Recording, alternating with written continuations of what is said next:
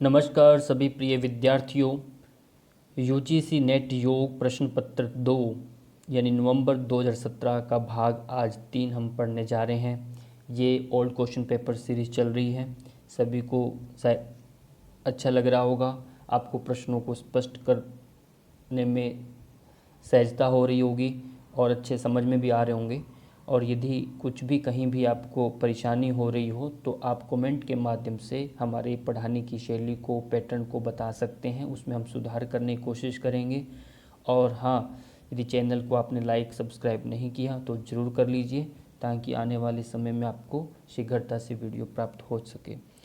सबसे पहले आज का प्रश्न ये है कि गोमुखासन यानी आसन का नाम है ये गोमुखासन, निम्न में से किन में लाभदायक है?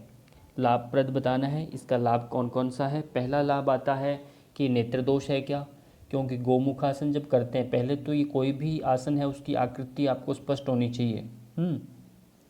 विशेष रूप से जो गहन संहिता में 32 आसन बताए गए हैं, हठ योग प्रदीपिका में 15 आसन बताए गए हैं, उनको अच्छे से याद कर लेना है। उनके आसनों की पोजीशन है, आसनों के लाभ हानि को आपको ध्यान में रखना है और इन्हीं में से ही प्रश्न पूछे जाते हैं। और अन्यतर जितने भी बहुत सारे आसन हैं उनमें से प्रश्नों को नहीं आता, ज़्यादातर यही है प्रश्न मुख्य, इन्हीं से लिया जाता है। शास्त्र जो योग ग्रंथों में प्रश्न आसन है। अब इनमें बताना है गोमुखासन, इनके लाभ तो अलग से बताए हुए नहीं हैं, फिर भी जब हम गोमुखासन करते हैं हाथ ऊपर करके तो हमारा एक फेफड़ों के लिए लाभदायक है और पीठ दर्द के लिए लाभदायक होता है। ये त्वचा स्किन के लिए लाभकारी नहीं है, नेत्र दोष में इसका कोई रोल नहीं है। इसलिए ध्यान रखना है, जब फेफड़ों का कोई रोग है, पीठ दर्द है, तो हम गोमुखासन का उपयोग ले सकते हैं, अभ्यास करवा सकते हैं। अगला प्रश्न ये है कि सर्वाइकल स्पॉन्डिलाइटिस में कौन से आसन नहीं करने? आपको सर्वाइकल स्पॉन्डिलाइटिस पता है होना चाहिए कि ये रोग है किधर का। ये बॉडी में आपका जो मेरुदंड है, मेरुबोन है, आपका मेरुदंड जो है रीढ़ की हड्डी का ऊपरी ही सिरा, जहाँ सिर होता है, इस सिर के नज़दीक का जो हिस्सा होता है गोल यहाँ का, इसी में सर्वाइकल स्पॉन्डिलाइटिस एक हमारी वर्टिब्राज रहती हैं। वर्टिब्राज जो आपकी इसको बोलते हैं ग्रीवा कशेरुकाएँ। ये ग्रीवा कशेरुकाएँ, इनमें अकड़न आ जाती है, उभर के बाहर आ जाती है, तब ये रोग लगता है। तो इन रोगों में कौन सा आसन नहीं करना? अब ध्यान रहे कि जब भी हम अभ्यास करते हैं तो इसमें जब कोई रीढ़ की हड्डी मान लीजिए उभर के बाहर आ जाए तो कोई भी दर्द है रीढ़ की हड्डी से संबंधित, तब हम उसमें आगे की ओर नहीं झुकते, इस बात का ध्यान रखना है। और उसमें हम पीछे की ओर झुकने वाले आसनों को हम कराते हैं, वो भी सहारा लेकर के, लेट करके और खड़े होकर करें तो बिल्कुल बैक को सहारा लेकर करवाते हैं। शर्त इतना ही है कि आगे झुकने वाले आसन नहीं करते। आगे झुकने वाला आसन कौन सा है? एक तो शशांक आसन है, ये नहीं करना, यानी ये सही ऑप्शन है। और पादहस्तासन मतलब आगे झुकते हैं, ये नहीं करना। और ये मकरासन, भुजंगासन जो हैं, ये बिल्कुल करने वाले आसन हैं। यहाँ हमारा प्रश्न है कि नहीं करने वाले ऑप्शन को टिक करना है, यानी शशांक आसन, पादहस्तासन हमारा आसन ऑप्शन ठीक है। मकरासन, भुजंगासन नहीं करना, यानी सॉरी करना है, और ये दो शशांक और पादहस्तासन नहीं करने। अगला जो प्रश्न है ये इनमें बताना तनाव जनित रोग कौन सा है।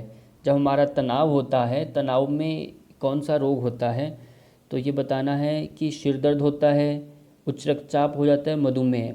ये तीनों जो रोग हैं पहले वाले, इन ये तनाव जनित रोग हैं। यदि आपको तनाव है, कोई भी स्ट्रेस है कोई भी माइंड में कोई बात का, किसी तरह से आपका सिर दर्द हो जाएगा, बीपी हाई हो जाएगा आपका, और शुगर लेवल भी बिगड़ जाता है यदि कोई तनाव चल रहा है तो। पर ऑटिज़म ये क्या है? ऑटिज़म रोग ये भी एक मानसिक बीमारी है। हालांकि ऐसा नहीं कि ये रोग नहीं, पर ये मानसिक बीमारी है ये भी, जिससे बचपन में बच्चों का विकास जो होता है धीरे धीरे होता है। पर ये बिल्कुल बचपन की बात है, बचपन में विकास जो होता है उनके लिए एक हाइट है, मेंटली है, फिजिकली है, तो उनका विकास धीमी गति से होता है। और जन्म से ही, बाय बर्थ से ही 3 वर्ष की आयु तक विकसित होने वाला रोग है ये। यानी जन्म से, यानी आपके बिल्कुल जन्म से 0 से लेकर के 3 वर्ष की जो आयु तक ये रोग होने वाला रोग है। कौन सा? ऑटिज़म। जो बच्चों के मानसिक विकास को रोक देता है, उनका मेंटली ग्रोथ नहीं होने देता, तो ये ऑटिज्म है। पर ये स्ट्रेस तनाव से पैदा नहीं होता, तनाव से ऊपर वाले तीन है, कंफ्यूज नहीं होना आपने। अगला प्रश्न ये है कि धनुरासन में, ये धनुरासन है आप जानते हैं, और निषिद्ध बताना है किन में नहीं करना। धनुरासन जब हम करते हैं पेट के बल लेट करके, तो उसमें ध्यान रखना है कि जब भी हम पेट के बल लेटते हैं तो ऑलमोस्टली जिनका बीपी हाई रहता है तो उनको पेट के बल लेट करके और हार्ट पर प्रेशर जब पड़ता है तो वो आसन थोड़ा मना किया जाता है। तो उच्च रक्तचाप वाले में ये नहीं करना, ये निषिद्ध है। और दूसरा आता है कि हर्निया, हर्निया भी आपकी आंतों पर और पेट की जो आपकी किडनीज पर प्रेशर पड़ता है तो ये एक मना है। मेट का मोटापा तो ये पेट का तो कम करता है, उसके लिए अच्छा है। विबंध होता है कि कॉन्स्टिपेशन यानी पेट की आंतों को साफ करने में काम करता है। तो ध्यान रहे उच्च रक्तचाप हर्निया में ये निषिद्ध है। अगला प्रश्न है यौगिक अभ्यास में, ये यौगिक जो अभ्यास बताए गए हैं तो इसमें क्या मंद और सतत व्यायाम सम्मिलित हैं? यानी जब हम यौगिक अभ्यास करते हैं तो आपको किस पद्धति से उनको बताना है। मंद यानी स्लो स्लो और सतत रेगुलर व्यायाम सम्मिलित हैं, बिल्कुल सही है ये, क्योंकि हम स्लो से शुरू करते हैं, मंद और सतत रेगुलर हम व्यायाम करते हैं। और थकावट होती है क्या यौगिक अभ्यास से? ये बिल्कुल गलत है, थकावट नहीं होती, मन की शांति मिलती है। हाँ बिल्कुल मिलती है मन की शांति से, ये कठोर व्यायाम सम्मिलित है, इसमें नहीं है। इसलिए ऑप्शन जो 1 और 3 बिल्कुल सही है। बिल्कुल आसान है और थोड़ा समझने की ज़रूरत है। बहुत सारे प्रश्न आसान ही होते हैं, कुछ कुछ प्रश्न आते हैं जो कठिन होते हैं, उनको हम डिटेल में समझा करेंगे। ये अभिकथन और तर्क प्रत्येक यूनिट में और प्रश्न में ये 5-7 है, 8-10 ये अभिकथन वाले प्रश्न भी आते हैं। अभिकथन क्या है? इसमें क्रिया योग से क्लेश, यानी क्रिया योग आप जानते हैं तपस्वाध्याय ईश्वर प्रणिधान, इसको क्रिया योग बोलते हैं। क्लेश की निवृत्ति होती है और जिससे समाधि प्राप्त होती है, बिल्कुल सही है इसका ऑप्शन है ये। और दूसरा तर्क क्या है? तप स्वाध्याय और ईश्वर प्रणिधान समाधि प्राप्ति हेतु क्रिया योग के शक्तिशाली साधन है, बिल्कुल सही है ये। यानी ए और आर इसके ऑप्शन बिल्कुल सही है, यानी ऑप्शन 1 जो है और आर ए की सही व्याख्या है। स्पष्ट हो गया। जहाँ भी आपको तर्क में कुछ एक का अभिकथन को स्पष्ट करने में लगता है कि कुछ इसमें कमी है और उस तर्क को वो तर्क के माध्यम से अभिकथन ठीक नहीं कह पा रहा, पर जो तर्क दे रहा है वो अपने आप में एक अलग ठीक है पर संगत नहीं खा रहा, तो आप उसको बता सकते हैं कि आर एक का सही व्याख्या नहीं है। यदि है तो आर एक की सही व्याख्या है, या दोनों अलग अलग हैं तो बता सकते हैं। तो इसी तरह से अगला प्रश्न आपका वह ये है कि नीचे ये 2 कथन हैं, यानी एक अभिकथन है बंद योग के शक्तिशाली साधन है। जब हम बंद लगाते हैं, यानी मूल बंद है, आप उद्यान बंद है, आपका जालंधर बंद है, ये 3 प्रकार के जो बंद हैं, इन बंदों को जब हम लगाते हैं ये शक्तिशाली साधन है योग के, ये बिल्कुल इसमें सही है। अब प्रश्न ये है कि तर्क दे रहा है कि प्राणायाम के अभ्यास के साथ, जब आप प्राणायाम करते हैं उसके साथ बंद का उपयोग आनंद की प्राप्ति के लिए किया जाता है। क्या ये आनंद की प्राप्ति के लिए किया जाता है? नहीं, ये हमारे प्राणों के जो आयाम है, प्राणों का जो वेग है उसको रोकने के लिए किया जाता है। इसका मतलब ये हुआ कि आर जो है ए की सही व्याख्या नहीं है। ए और आर वैसे देखें तो प्राणायाम के अभ्यास से बंद उपयोग आनंद की प्राप्ति, आनंद तो प्राप्त होता है, पर ऊपर वाला जो स्पष्ट है, ऊपर वाला जो बंद योग की शक्तिशाली साधन है वो क्यों है वो इसमें स्पष्ट नहीं हो रहा। इसलिए ए आर दोनों सही हैं, परंतु ये मेन है कि बंद जब लगाते हैं तो आवेगों को रोकने के लिए लगाया जाता है, यहाँ ये उत्तर देना था। पर ये जो आनंद है ये एक दूसरा अर्थ है, ये भी ठीक है पर उसका अर्थ सही नहीं है, इसलिए ए और आर दोनों सही है, आर ए की व्याख्या नहीं है। अगला प्रश्न है कि नीचे 2 कथन दिए गए हैं, इसमें से आप देख रहे हैं पहला है कि खनिज सूक्ष्म पोषक तत्व है। खनिज जो है वो सूक्ष्म पोषक तत्व है, ठीक है। खनिज पोषाहार के लिए आवश्यक है, यद्यपि उनकी आवश्यकता कम मात्रा में होती है। क्या?